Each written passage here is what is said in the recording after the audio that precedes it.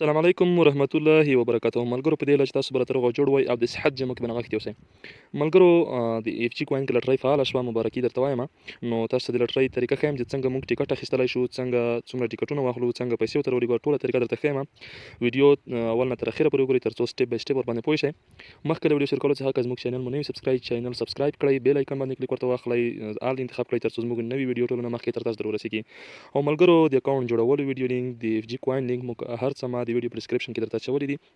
نو تاسو پکې اکاونټونه جوړ کړئ. که تاسو لټرۍ ته کار کوئ، که تاسو اکاونټ جوړوئ یعنې پانګونه پکې کوئ اف جي کوین کې، نو ملګرو پانګونه وکړئ. مثلا تاسو $2000 پانګونه وکړه، تاسو ته به هره ورځ $12 راځي. نو تاسو هره ورځ یو ټیکټ ورباندې اخیستلی شئ، یعنې تر 60 ورځو پورې. دغه د لومړی وار دلته څومره وخت لري؟ تقریبا لومړی وخت 60 ورځې وخت لري. دغه ده مثلا موږ او تاسو به اوس تر 60 ورځو پورې ټیکټ اخیستلی شو. داسې دا مشکل نه لري که تاسو اوس اخلئ، که تاسو اخر کې اخلئ، که تاسو اول واخلئ، که تاسو دریم واخلئ، دا هېڅ مشکل نه لري، دا پروا نه کوي. که تاسو اوس واخیسته، که تاسو 60مه ورځ باندې واخیسته، بس هماغه یو خبره راځي. یعنې که اوس ګټونکی کېږي 60 ورځې بعد چې واخیستو بیا هم ګټونکی کېږي. یعنې مثلا ټوله یو خبره راځي د ټیکټ اخیستلو اوس او وروسته، دا پروا نه لري.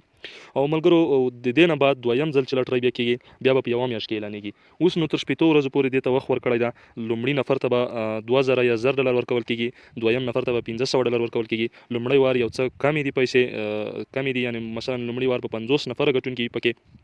دویم ځل چې بیا شروع کېږي، بیا به پیسې هم زیاتې وي، جایزې به هم غټې وي او ګټونکي به هم انشاءالله چې زیات وي. نو راځم ملګرو طریقه یې درته ښیم چې څنګه موږ لټرۍ اخیستلی شو، څنګه ډیپازیټ ورسره وکړو. نو دغلته تاسو کتلی شئ، دغلته تاسو هسټري ښکاري چې تاسو څومره لټرۍ اخیستې دي. دغلته تاسو وینر ښکاري چې دغلته ته بریالی شوی نه یې بریالی شوی. نو دغلته هوم ته چې راشئ، هوم ته دغلته یو ټیکټ په $10 باندې ده، یو ټیکټ په $10 باندې ده.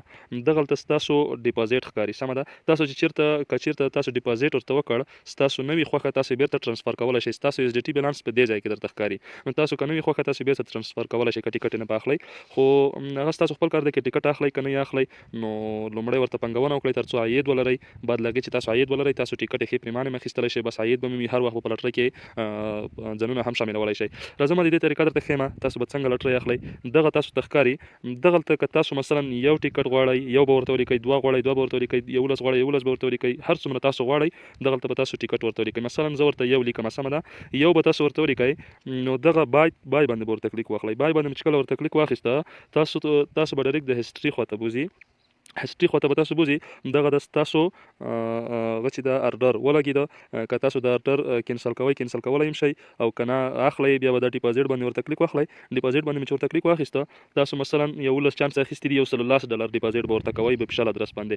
بپشل ایس ډي ټي به ورته لیکئ، BNB بپشل. سمه ده، ډیپازیټ مې چې د $110 ورته وکړ، تاسو ته به 11 ارډرونه ولګي. یعنې مثلا زه اوس راځم د ډیپازیټ باندې ورته کلیک اخلم. دلته مې چې کله ورته کلیک واخیسته، نو زما انټرنیټ یو څه ضعیفه شو.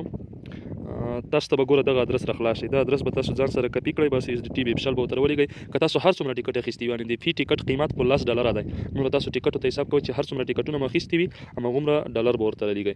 ملګرو دا د لټرۍ معلومات وو. خدای دې وکړي چې ستاسو سر پرې خلاص شوی وي. خو یو څه معلومات رانه پاتې شول، هغه په دې شکل سره دي چې مثلا تاسو ټیکټ، که تاسو اوس ټیکټ واخیسته، ستاسو ټیکټ به مثلا که تاسو مثلا بریالي نه شوئ، کامیاب نه شوئ، ستاسو ټیکټ به ان اف ټي شکل جوړېږي. ان اف ټي ته به تبدیلېږي، د ان اف ټي په شکل به جوړېږي. یعنې تاسو چې بیا وروسته ټیکټونه خرڅوئ، په هغې ریټ باندې نه خرڅېږي، د ان اف ټي په ریټ باندې خرڅېږي، یا $3 $4 $5 داسې بیا خرڅېږي ټیکټ. که نه ستاسو ټیکټ هم بې ځایه نه ځي، تاسو ته به ټیکټ هم همدلته ایښی وي، خو وروسته بیا د ان اف ټي په شکل سره خرڅېږي. تر بلې وړې موږ ته اجازه راکړئ. د الله په امان.